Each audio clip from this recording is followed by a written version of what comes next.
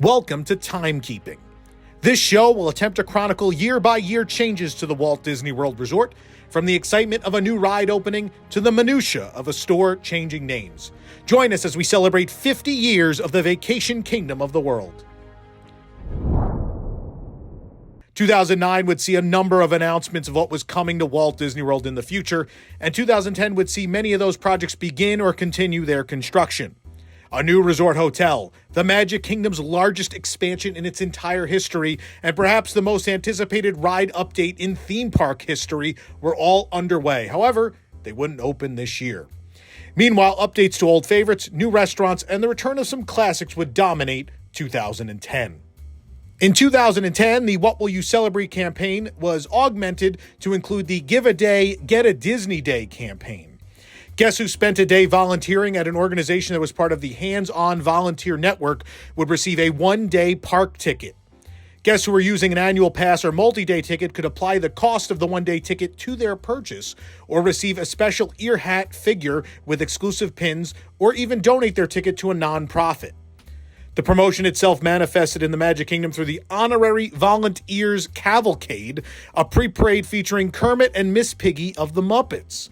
The parade was led by dancers in work gear with mops, ladders, and pickers, the fire truck and the Grand Marshal car filled with guests who had participated in the campaign. Meanwhile, Kermit and Piggy would ride in a special car, accompanied by Sweetums to end the cavalcade. June 5th would begin the Summer Night-tastic promotion with the supposed temporary return of the Main Street Electrical Parade. Actually, the old Disneyland version, as opposed to the Magic Kingdom's one, the parade was only meant to run for the summer with the return of Spectro Magic in the fall, but its run kept getting extended as Disneyland did not need the parade back immediately. It was later learned that the Spectro Magic floats were left out in the sun and irreparably damaged, so they could not return, leaving the Main Street Electrical Parade as the active nighttime parade at the Magic Kingdom for years to come. Also part of Summer Night-tastic was the return of the Pirate and Princess Party fireworks show, Magic, Music, and Mayhem, as the Summer Night-tastic Fireworks Spectacular. This fireworks show can be credited with many of the most amazing sequences we've ever seen in a fireworks show, including Cinderella Castle being seemingly blown up. On June 1st, Cinderella's Royal Carousel became Prince Charming's Regal Carousel. Accompanying the name change was a new backstory that Prince Charming had been using it to practice his jousting. The story was based on the real origins of the concept of the carousel and the ring grab other parks such as Hershey Park use. This was part of a larger scale update to Fantasyland as part of the upcoming new Fantasyland expansion. In October, It's a Small World reopened from refurbishment with its entrance and exits switched. Flynn Rider and Rapunzel took over the play and greet area in the Fantasyland Garden, as Belle was soon to get a permanent storytime attraction. In November, the Mad Tea Party received a new roof and paint scheme, while the Many Adventures of Winnie the Pooh received its new interactive queue and entrance area. In addition to the garden play area and digital honey wall, the queue initially contained an area where guests could bounce like Tigger due to bounce pads built into the ground. Due to legal concerns, this was removed immediately and eventually became a meeting spot for the Winnie the Pooh characters.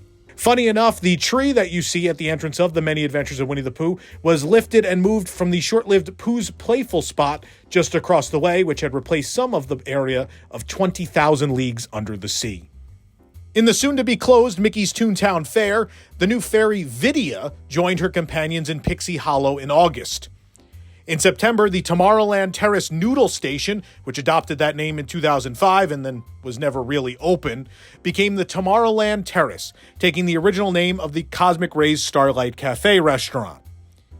In December, the Walt Disney World Railroad narration began to reflect the coming new Fantasyland, though the Toontown Fair area was still mentioned at this time as it was open. In Innoventions, Smarter Planet replaced the old IBM exhibits, while Rockin' Robots would close. Take a Nanoos Break would open to teach people about nanotechnology. Following the death of Michael Jackson the year prior, Captain EO would return to Disneyland as Captain EO Tribute. However, it would return to Epcot as simply Captain EO on July 2nd, replacing Honey, I Shrunk the Audience. In Japan, the exhibit space was updated to spirit beasts from ancient stories to anime stars. Elsewhere in World Showcase, the dining changes were continuing. The Via Napoli Ristorante e Pizzeria opened in the back of the Italy Pavilion on August 2nd, greatly redefining what theme park pizza could be by using traditional wood ovens and importing its water for an authentic Neapolitan taste. September 15th, La Hacienda de San Angel opened on the lagoon side of the Mexico Pavilion, connected to the new La Cantina. The beloved and Werther's-sponsored Caramel Couch in the Germany Pavilion would open on the 27th. I am probably saying that wrong, and you can let me know in the comments. After his immense popularity in Tokyo, Duffy the Disney Bear would receive a meet and greet on October 14th as Walt Disney World and Disneyland Resort tried to capitalize on the popularity of the character in Japan. Spoiler alert, it didn't work. Over at Disney's Hollywood Studios, with the release of Toy Story 3, Toy Story Midway Mania would see the addition of new characters to existing scenes and the replacement of a game with Rex and Trixie's Dino Darts in May. Lotso Huggin Bear, the film's strawberry-scented villain, began meeting guests in the animation building on May 9th. He also appeared in the Block Party Bash parade starting at this time. As part of Summer Night-tastic, the Twilight Zone Tower of Terror received a new ride profile and updated effects in June. Among the changes were chilling new audio in the queue area. There was also some supposed glow-in-the-dark effects in the drop shaft, and as well, different audio on board the ride. Next door, the courtyard in front of Rock and Roller Coaster began to host the Rock and Glow Dance Party. The original Star Tours would close forever on September 8th. However, the ceremonial closure would happen on August 14th at the After Hours Last Tour to Endor event, similar to those events held at Star Wars weekends. The event also hosted the beloved Raiders of the Lost Jedi Temple of Doom, a fan film of epic proportions, a Star Wars and Indiana Jones crossover show, which you can watch the full thing right here on our YouTube channel. Towards the end of that event, a ceremonial shutting down of the original Star Tours would happen as the building was supposedly blown up.